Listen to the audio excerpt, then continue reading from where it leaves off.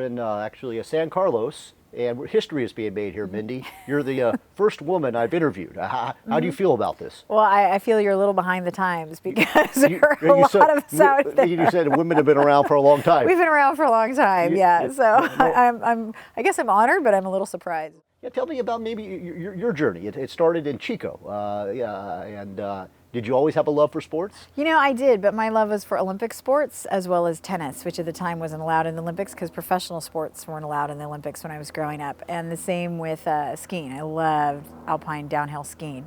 You know, Franz Klammer, all those big names in the 70s and 80s. I just loved watching skiing.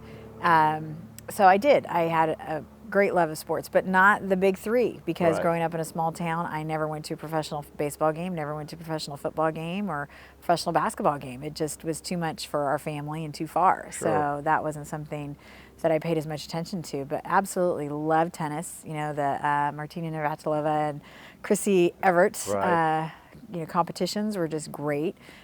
Same thing with McEnroe and Connors, Jimmy Connors. So grew up on all those type of sports as well as swimming, because I enjoyed swimming. Was Borg part of that too? Bjorn Borg, absolutely. You know, the headband and the hair. How could you not like that? No, that's neat. Lots of colorful characters. But you were a swimmer.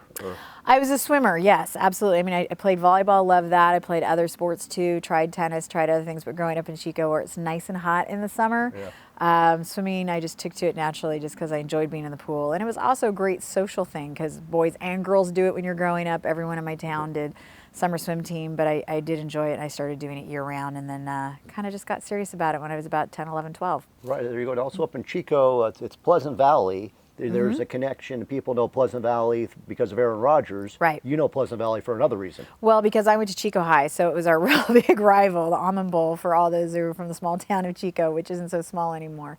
But yeah, it's a small town, and when you grow up, there are always connections. Not so much anymore, just because people move on and it's gotten bigger.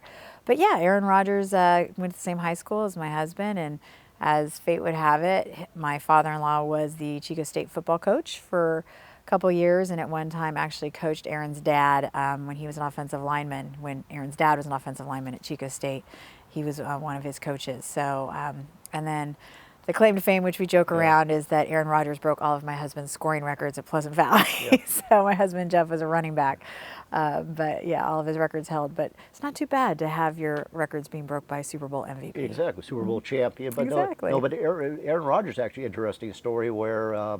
He went to Pleasant Valley, but then was at Butte, and he was at Butte. And I think the Cal went up to look at the tight end, and then they saw Zach. Okay, help me out. See, who's? Well, what happened was that I went up and was able to do the story and speak to Aaron's dad, and it was great. When he came out of high school, he had the grades to go to pretty much any university he wanted to. Smart kid.